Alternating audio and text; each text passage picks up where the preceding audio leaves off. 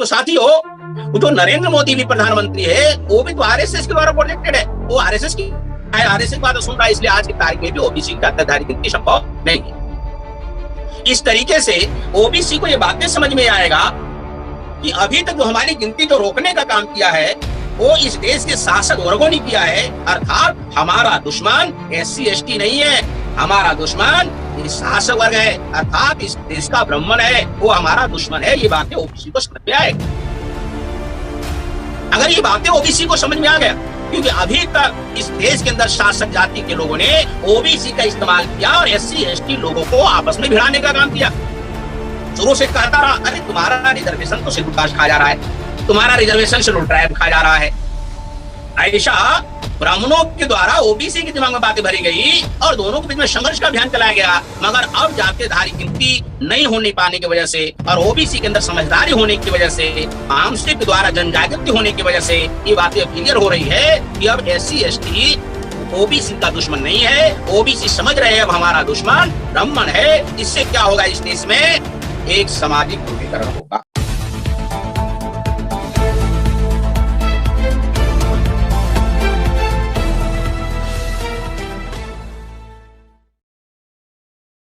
आज बामसेफ और राष्ट्रीय मूल्यवासी संघ के द्वारा उत्तर प्रदेश राज्य का 36वां राज्य अधिवेशन हो रहा है और इस 36वें राज्य अधिवेशन की अध्यक्षता कर रहे माननीय बाबर मेश्राम साहब और इस वर्चुअल जो कार्यक्रम हो रहा है इसका लाइव सुन रहे पूरे उत्तर प्रदेश के मूल निवासी साथियों,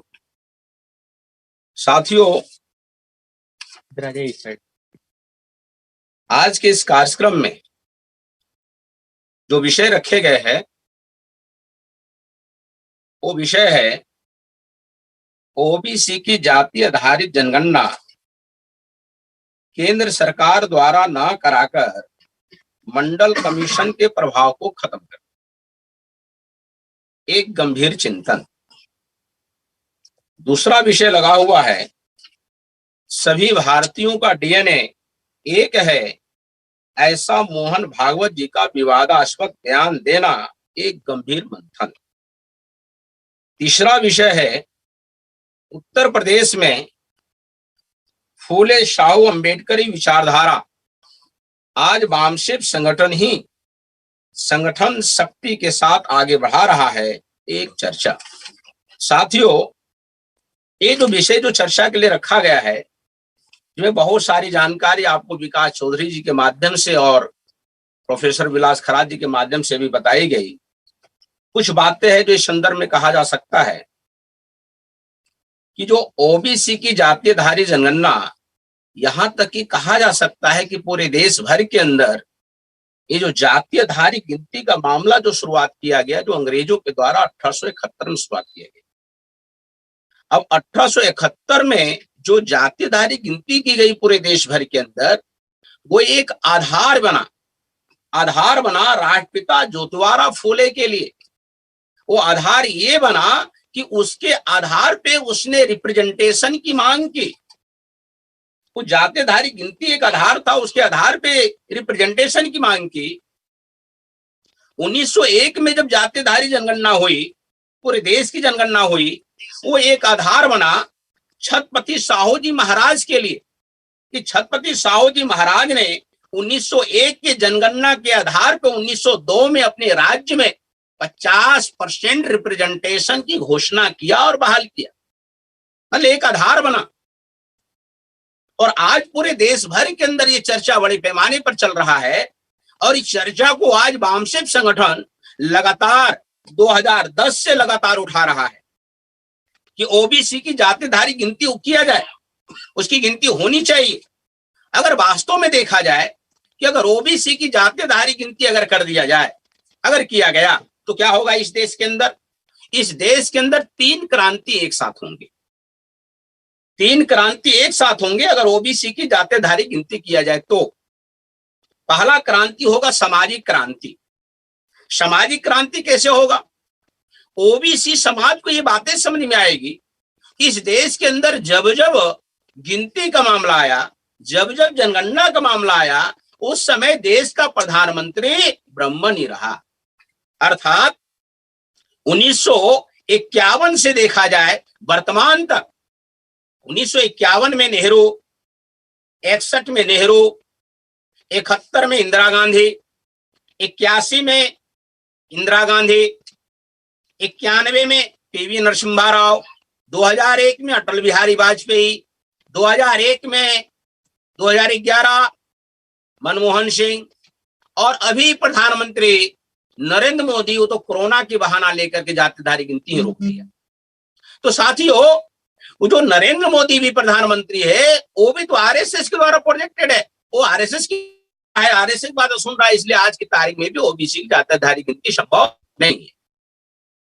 इस तरीके से ओबीसी को ये बातें समझ में आएगा कि अभी तक जो हमारी गिनती जो रोकने का काम किया है, वो इस देश के शासक वर्गों ने किया है। अर्थात हमारा दुश्मन एससी एसटी नहीं है, हमारा दुश्मन इस शासक वर्ग है, अर्थात इस देश का ब्राह्मण है, वो हमारा दुश्मन है। ये बातें ओबीसी को समझ में आएगा।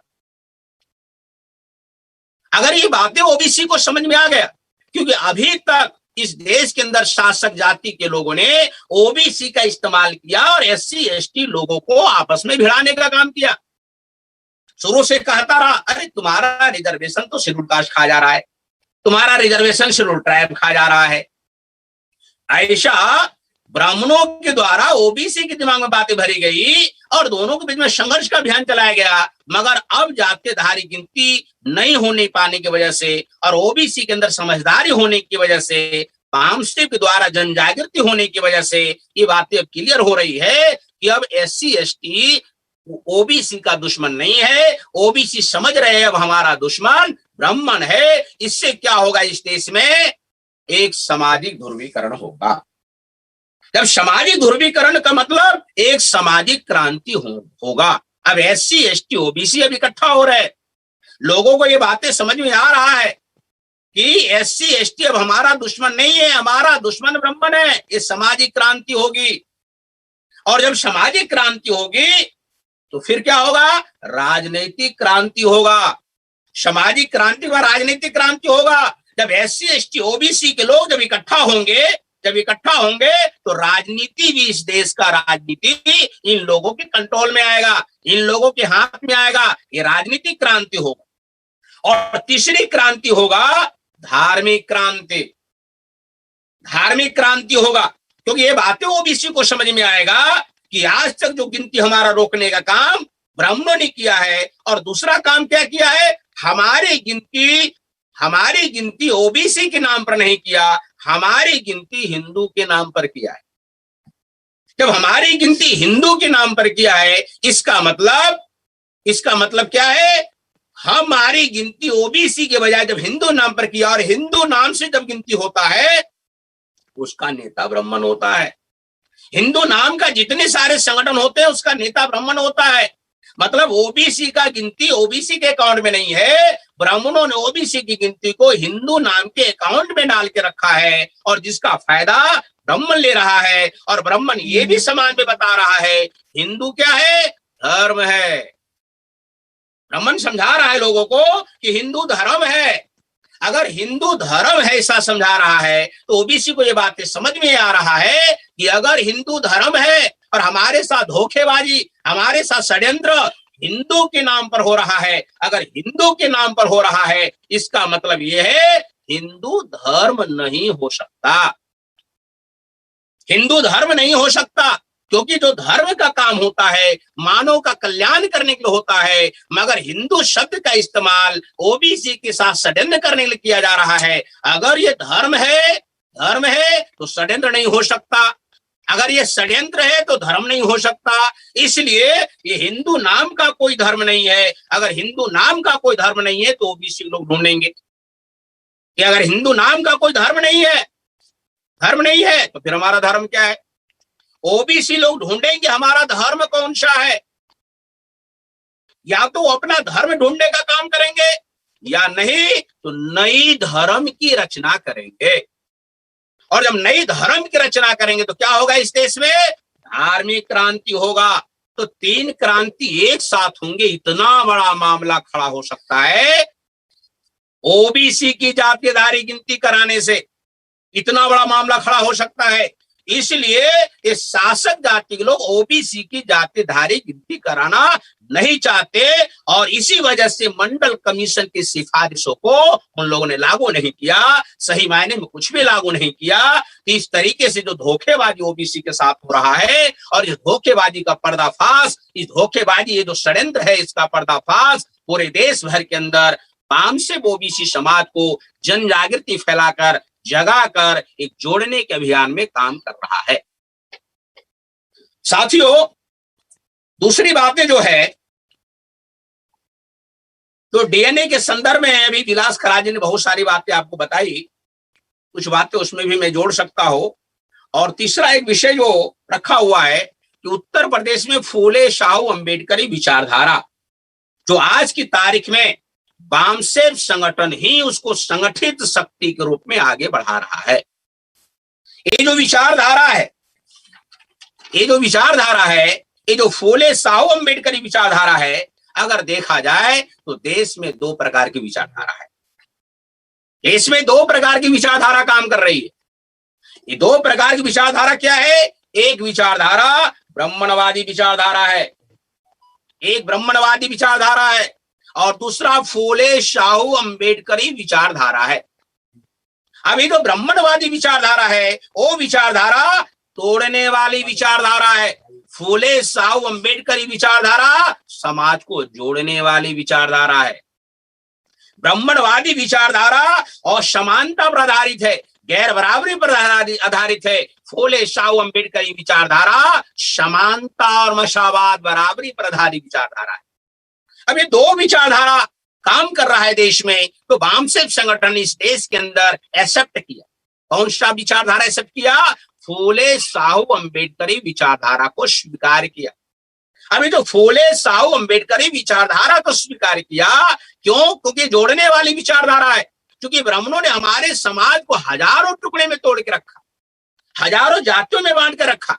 अभी तो हजारों जातियों में बांट के रखा, उन सारी जातियों को जोड़ने का अभियान आज की तारीख में वामसेव कर रहा है। और वामसेव इस देश के अंदर फूले शाहू अंबेडकरी विचारधारा को लेकर के ही कर रहा है।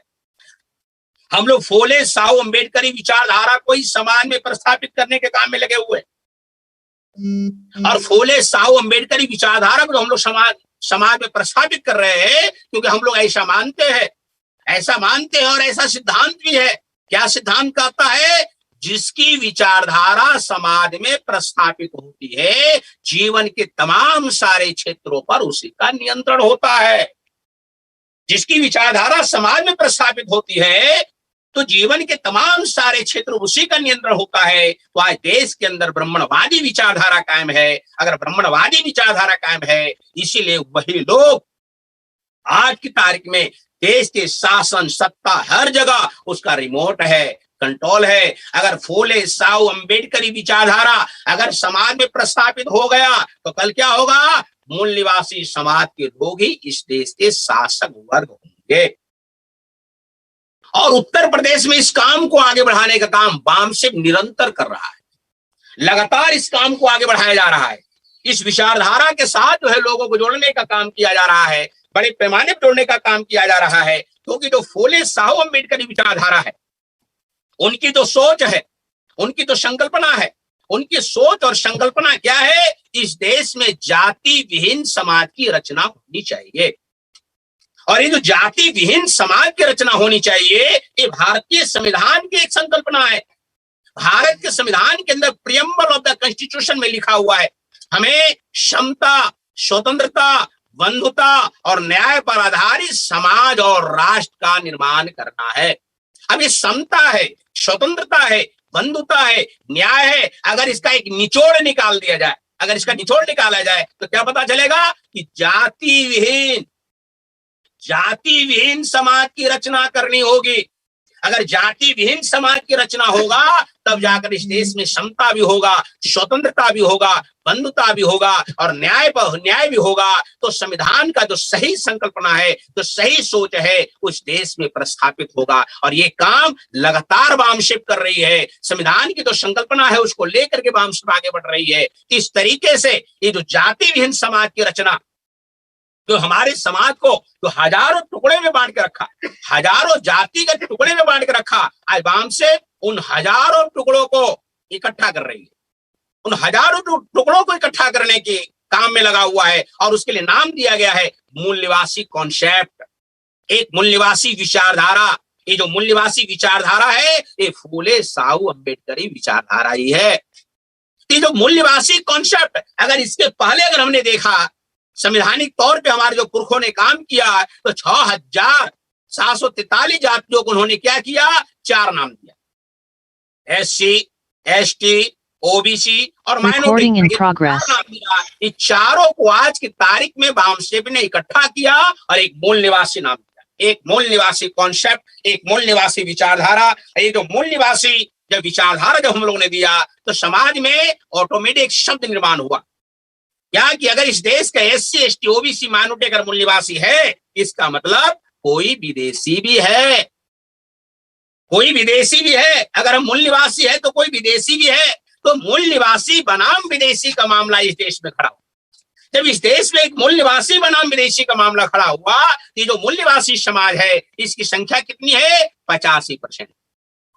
क्योंकि मूल निवासी समाज को जब हम लोगों ने इकट्ठा किया और इकट्ठा करके उसको जोड़ने, उसकी संख्या हमने देखा, संख्या के आधार पे हम लोगों ने देखा ये 85% है। तो ऑटोमेटिक जो विदेशी लोग है, जो दूसरे लोग है, वो कितना हो गए, 15%। अब ये 15 बनाम 85 की लड़ाई, ये 15 बनाम 85 का मामला है।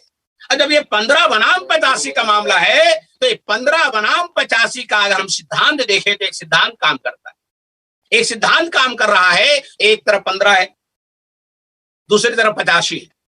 अगर 15 वाले लोग अगर 85 की तरफ जा रहे हैं, 15 वाले लोग 85 की तरफ एंट्री कर रहे हैं, इसका मतलब षड्यंत्र करने आ रहे हैं। और अगर 85 वाले लोग 15 की तरफ जा रहे हैं तो समझ जाना चाहिए वो स्वार्थ के लिए जा रहे हैं।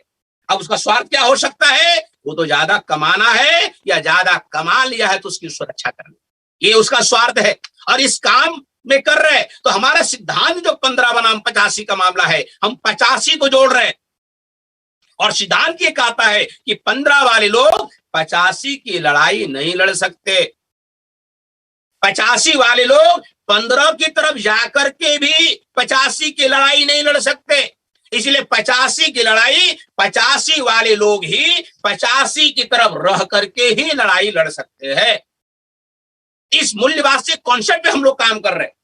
अभी जो मूल्यवासी कॉन्सेप्ट जो हम लोग काम कर रहे हैं और देशी बनाम विदेशी का मामला जो पूरे देश भर में खड़ा हो गया है, तो आज की तारीख में वामशिप ने ब्राह्मणों की नस पकड़ ली है और उसकी जो सबसे कमजोर नस है, क्योंकि वो हमसे हर क्षेत्र में आगे है, जो हजारों साल पहले देश पर इस देश के अंदर आए और धीरे धीरे पूरे देश को कब्जा कर लिया। इस तरीके से सारा चीज उसके पास है, हमारा देश उसके कंट्रोल में है। अगर उसके कंट्रोल में है, सारी संपत्तियां उसके हाथ में है। मगर एक चीज है, एक गर्व की बात है कि हम इस देश के भूमि पुत्र है, इस देश के मूल्यवासी है। अगर हम इस देश के मूल्यवासी है तो आज नहीं तो कल तो उसको देश को छोड़ना ही होगा, उसको देश आज नहीं तो कल छोड़ना ही होगा। एक गर्वता की बात है। और ये तो सबसे बड़ी जो है कि उसको देश क्यों छोड़ना पड़ेगा, क्योंकि वो इस देश के रहने वाले नहीं है, वो विदेशी है। अगर वो विदेशी है, ये जो कमजोर वाली नश है, आज वामशिप और वामशिप के जो सहयोगी हमारे तमाम सारे संगठन है, यही प्रचार कर रहा है कि ब्राह्मण विदेशी। किसी और संगठनों की औकात नहीं है, हिम्मत नहीं है कि वो कह दे कि ब्राह्मण विदेशी है। आप कोई भी राजनीतिक पार्टियां ले लीजिए, कोई भी सामाजिक संगठन ले लीजिए, उनके नेताओं को ले लीजिए, उसकी जबान से कभी ये शब्द नहीं निकल सकता ब्राह्मण विदेशी। ये साथियों में एक उदाहरण आपको केवल समझने के लिए बता रहा हूं। बिहार इलेक्शन के पहले एक पत्रकार, आरजेडी के कार्यकर्ता, जो आरजेडी एक बहुत मजबूत पार्टी है बिहार के अंदर, तो एक आरजेडी के कार्यकर्ता जो सवाल पूछ रहा है और वो कार्यकर्ता बार बार एक बात का जवाब दे रहा है। वो कार्यकर्ता बार बार क्या कह रहा है? वो कह रहा है SC ST OBC और माइनॉरिटी वो इस देश के मूल निवासी है, वो कार्यकर्ता कह रहा है। तो पत्रकार पूछ रहा है अच्छा ये भी बता दो विदेशी कौन है, बता ही नहीं रहा है। मतलब उसके अंदर ये डर है, वो बोल नहीं सकता। वो बार बार पत्रकार ने जब प्रेशर डाला तो क्या कहता है, अरे 52 में श्याम जी का भाषण सुन लो, समझ में आ जाएगा विदेशी कौन। मतलब वो विदेशी कौन, उसकी हिम्मत नहीं है। मतलब अगर आपको विदेशी कौन अगर समझना है तो 52 में श्याम जी भाषण सुनो। मतलब उधर ही फेंक रहा है, हमारे तरफ भी फेंक रहा है। मतलब वो अपने से बोलने का काम नहीं कर रहा है, हिम्मत नहीं है। तो कोई भी राजनीतिक पार्टी हो, कोई भी सामाजिक संगठन हो, किसी के अंदर औकात और हिम्मत नहीं है। ये केवल वो विदेशी है जो DNA के आधार पे सिद्ध हो चुका है कि वो विदेशी है। और ये बातें वामसिक और वामसिक सहयोगी संगठन ही प्रचार कर रहा है। साथ ही से एक बहुत बड़ी बातें एक सामने आती है, एक मूल निवासी बनाम विदेशी, बहुत बड़ी बातें सामने आ रही है। कौन सी बातें? एक दोस्त और दुश्मन की पहचान कायम हो।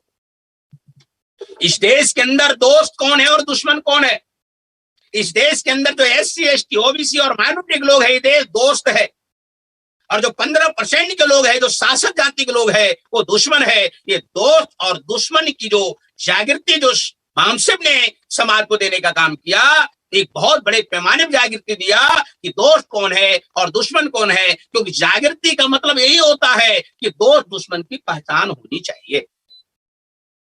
क्योंकि साथियों अगर हम देखते हैं थोड़ा देर के लिए, अगर इतिहास को थोड़ा गौर करते हैं, अगर बैकग्राउंड अगर हम देखते हैं, इस देश में हजारों साल से दो लोगों की लड़ाई होती रही है। दो लोगों की लड़ाई हजारों साल होती रही है। इस देश का मूल निवासी समाज, एक देश का मूल निवासी समाज और इस देश के अंदर बाहर से आए हुए यूरेशियन लोग, इन दोनों के बीच में शुरू से हजारों साल से लड़ाई होती रही है। और आप लोग फिल्म जब देखते हैं, फिल्मों में दिखाया जाता है एक बात, वो फिल्म में क्या दिखाया जाता है कि बचपन में दो भाई बिछड़ जाते हैं। जब बचपन में दो भाई बिछड़ जाते हैं, दोनों बड़े होते हैं। जब दोनों बड़े होते हैं, दोनों उठा पटक करते हैं। क्यों करते हैं? दोनों को पता नहीं है हम दोनों भाई है। मगर उस फिल्म का जो विलेन होता है, उस फिल्म का जो खलनायक होता है, वो खलनायक को पता है ये दोनों भाई, मगर वो बताता नहीं। वो जानता है अगर बता दिया ये फिल्म 3 घंटा चलने के बजाय आधे घंटे में खत्म हो जाएगी। वो बताने का काम नहीं करता। तो तीसरा व्यक्ति आता है और दोनों जो भाई लड़ रहा है उसको कहता है, तुम दोनों भाई हो, बचपन में बिछड़ गए, मेले में बिछड़ गए, तुम्हारा माँ उधर है, तुम्हारा बाप उधर है। सारा बैक हिस्ट्री बताता है। और जब सारा बैक हिस्ट्री जब बताता है तो दोनों को पता चलता है हम दोनों भाई है। वो हथियार फेंकता है, गले मिलता है और फिर कहता है ये खलनायक ही असली दुश्मन है। वो सिनेमा घरों में फिल्म देखने वाले लोग जैसे दोनों भाई को मिलते हुए देखता है, पर्दे पर जैसे ही देखता है, लोग जूते चप्पल पहनना शुरू कर देते, सोचते हैं अब फिल्म खत्म होने वाला है। मतलब जैसे ही दो दुश्मन की समझ पैदा होती है तो दिमाग में भावना पैदा होता है क्या अब फिल्म खत्म होने वाला है। तो साथ ही जो हजारों साल से लड़ाई लड़ रहे, ये जो हजारों साल से लड़ाई चल रहा है, इस देश का मूल निवासी बनाम विदेशी की जो हजारों साल से लड़ाई चल रहा है, वो हजारों साल की लड़ाई जो SC ST OBC बनाम 15% जो लड़ाई चल रहा है, आज SC ST OBC माइनॉरिटी को वामसिक समझा रहा है, इकट्ठा कर रहा है और बड़े पैमाने पर ये जागृति देकर कामयाबी हम लोगों ने हासिल किया है। केवल अब ये बातें समझने की जरूरत है आने वाले समय में। हमारे सारे समाज के लोगों के SC ST OBC माइनॉरिटी को कि हमारा दुश्मन ब्राह्मण है और यही षड्यंत्रकारी है। जिस दिन हमारा समाज इस बात को समझ जाएगा, उस दिन इस देश में असली लड़ाई होगी, असली क्रांति होगा। मूल निवासी बनाम विदेशी का क्रांति होगा। इन दोनों का संघर्ष होगा, ये लड़ाई होगी। अब ये इस लड़ाई को जीतने का काम वामसिक करेगा। अगर ये लड़ाई अगर हम जीत गए, इस देश का शासक वर्ग, इस देश का मूल निवासी बहुजन समाज के लोग होंगे।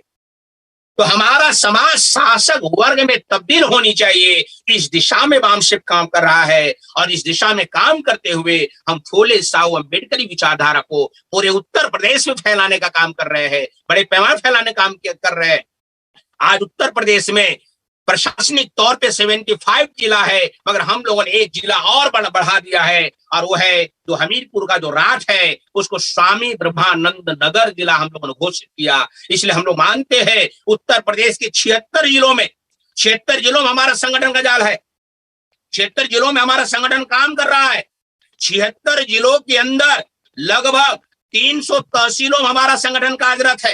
300 तहसीलों के अंदर 700 ब्लॉक में कार्यरत है। 700 ब्लॉक के अंतर्गत लगभग 4000 न्याय पंचायतों में कार्य चल रहा है, और न्याय पंचायतों के अलावा गांव-गांव तक संगठन हमारा चल रहा है। मैंने बड़े पैमाने पर ये जो उत्तर प्रदेश में संगठन का विस्तार किया गया है, और विस्तार कैसे हुआ? फूले साहू अम्बेडकरी विचारधारा को समाज में देने की वजह से, समाज में प्रस्थापित करने की वजह से, मगर इस काम को और बड़े पैमाने पर तेजी से करना चाहिए। ऐसा मैं उत्तर प्रदेश के तमाम उन सभी कार्यकर्ताओं को, हम सारे वेल विशर लोगों को और उन सभी लोगों को जोड़ने की अपील करता हूं, अभियान करता हूं कि इस विचारधारा को बड़े पैमाने उत्तर प्रदेश फैलाया जाए, और हम लोग उत्तर प्रदेश के अंदर मूल निवासी बहुजन समाज का शासक वर्ग बनाए, इनकी सरकार बनाए। इस दिशा में हम लोग काम करने की जरूरत है, ऐसा हम लोग करना चाहिए। साथियों, आप लोगों ने